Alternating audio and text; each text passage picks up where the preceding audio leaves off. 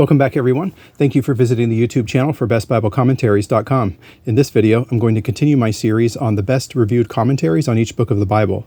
Last year, I covered Old Testament books. In the next 3 or 4 videos, I'll cover New Testament books, starting with the Gospel and Acts in this video. Before I get into it, I invite you to click the thumbs up button and like the video. Feel free to leave a comment and subscribe if you like. Also, I'm going to put links in the description box down below to these resources, and using those links is a great way to support the channel at no additional cost to you. So since I'm starting this series, I thought I would briefly explain how I go about ranking commentaries. Is it possible to objectively rank commentaries? No, it's not. I'm the first one to admit that. There's a lot of subjectivity involved, but I still think discussing commentaries in this framework can be helpful. So what you mostly find online is user reviews, right? And then there's some reviewers that are a little more liberal for my convictions. And so I like to look at academic reviews and conservative academic reviews that have a high view of Scripture. So there's two places that I like to go. One is academic journals like this one, which has the last 50 pages or so of this journal is usually book reviews, but it's scholars writing reviews about other scholars' materials. So just a pure hypothetical is it's like if Darrell Bock wrote a review of D.A. Carson's commentary on the Gospel of John. So that interests me. I can get a lot of good information about that. So that's the kind of information that I use in order to kind of create, just get an idea of what is the best reviewed commentary. So besides academic journals, there's also these commentary survey books. This was from Tremper Logman, and he describes dozens and dozens of commentaries, and just like each one gets like 2 or 3 sentences, and then he gives them stars. Like this one gets 3 stars, this one 4 stars, this one 3 stars, and so on. And so there's an Old Testament commentary survey, and there's a New Testament commentary survey from D.A. Carson, but there's other resources like that too. And so I put all of this information together and try and get an idea of what are the best reviewed commentaries. And again, I'll just remind you that please use my website and my YouTube channel. I'm just trying to point you in the right direction. Please use it for that purpose. I'm not trying to have the final word, just a word, and hopefully it's a helpful word, so you don't end up buying, this for $50 when you really needed something else. So that's kind of my hope, and that's kind of the vision. Other than that, I'm just kind of a nerd that likes to talk about biblical studies resources, and so YouTube is a great place to do that, because when my wife and I go out for coffee, she doesn't want to talk about the latest Habakkuk commentary. I know. Can you believe that? I can't believe it, but it's true. All right. So these are the best reviewed, and these are very close, and there's just some additional recommendations that I'll make. All right, so the best reviewed commentary on the Gospel of Matthew is from D.A. Carson, and if you buy the hard copy, in this series you actually get Matthew and Mark. This is the Expositor's Bible Commentary Series, revised edition.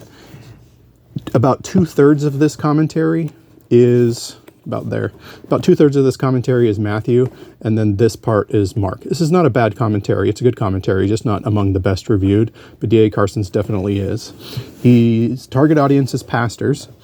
But he is an excellent exegete.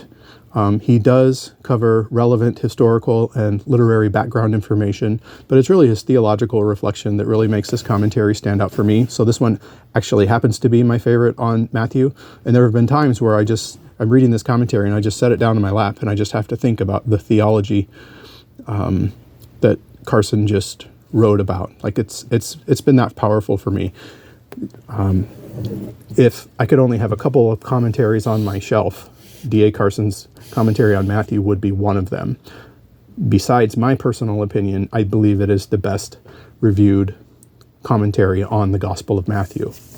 The best reviewed commentary on the Gospel of Mark, which isn't my favorite commentary on the Gospel. I like it, but it's not my favorite. Is called The Gospel According to Mark by James R. Edwards. It's part of the Pillar New Testament commentary series, which D.A. Carson actually edits. So there is relevant historical and literary background information, as well as thorough exegesis in this series, including in this volume. But really what makes it stand out, I think, is the theological reflection, and maybe that's Carson's influence. But James Edwards is a very clear writer, which is great. Not all Bible scholars are. James Edwards is a very clear writer. I really like his writing. He also wrote the Luke volume in this series that's also well written. But so compared to like the BECNT, this series is gonna have a lot more theological reflection in it, which I think can be especially helpful to pastors who may not. Some pastors want the deep dive into the Greek, which you're not going to find as much here, but some want more theological reflection.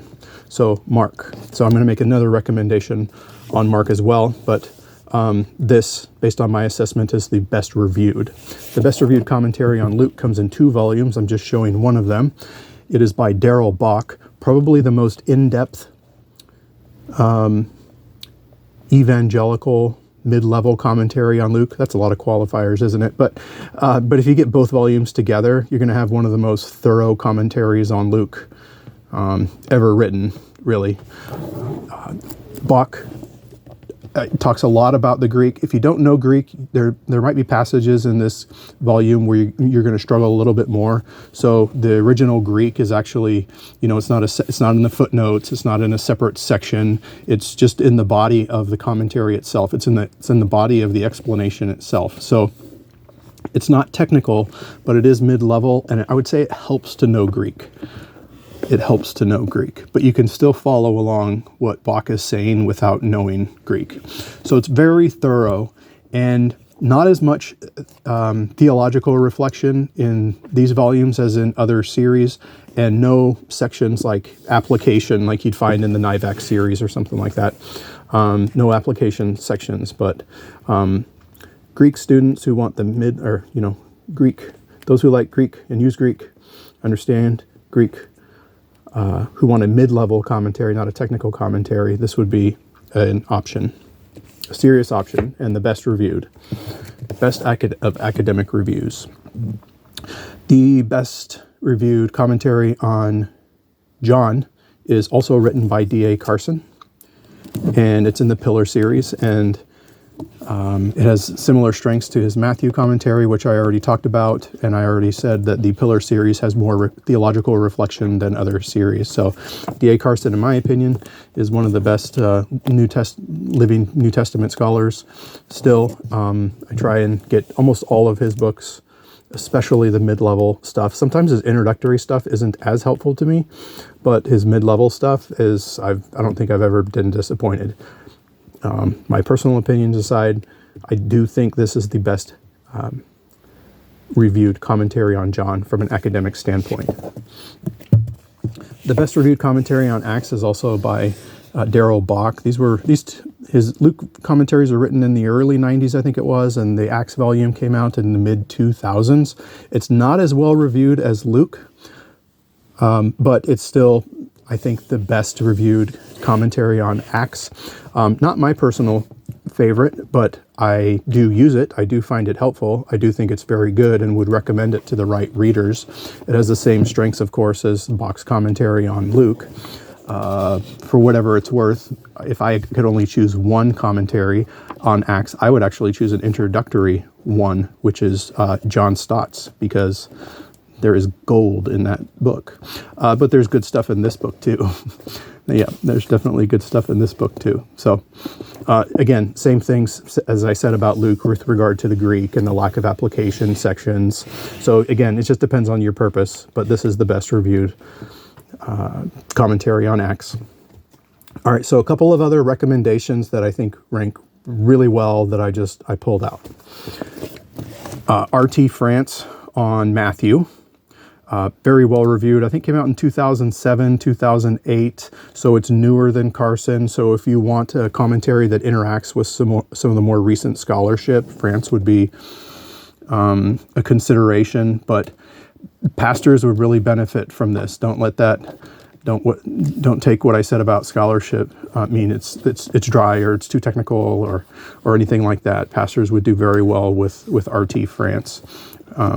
He is a go-to scholar for me. I try and have most of R.T. France's mid-level writings on my shelf.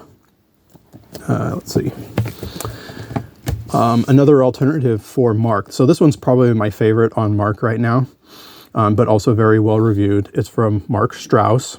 And let me just say about this volume real quick. So this Mark edition, the original scholar was Walter Wessel, I think it was. And this is the revised edition. So in the original edition, it was Walter Wessel. And so in this revised edition, Mark Strauss actually does the editing or the update, but both of the authors' name are on it in this revised, I think it's 2010 edition. So if you get this one, you're getting some Mark Strauss. I'm not sure exactly what parts he contributed, but he co-authored it or updated it or something like that. But this is another option too. This is becoming, I think this series is now my favorite layout of any commentary series. And you get some Greek, you get some excellent exegesis, you get background information, you get theology and application sections for every passage. I really enjoy it. A lot of books in this series have become kind of go-to for me. So, and Mark Strauss is excellent. He wrote four portraits, one Jesus. Definitely not four Jesuses. That's not it. The title, I think it's four portrait, one Jesus, four. I can't remember. All right. John. Okay. So this is a 2-volume set. I'm just showing you one volume, but this is by Craig Keener, The Gospel of John. Their paperback makes them a little cheaper, but let's be honest, they're a little spendy. Just incredible depth in this commentary. Keener is known for his insight into background information, literary background, historical background, cultural background, all of the above.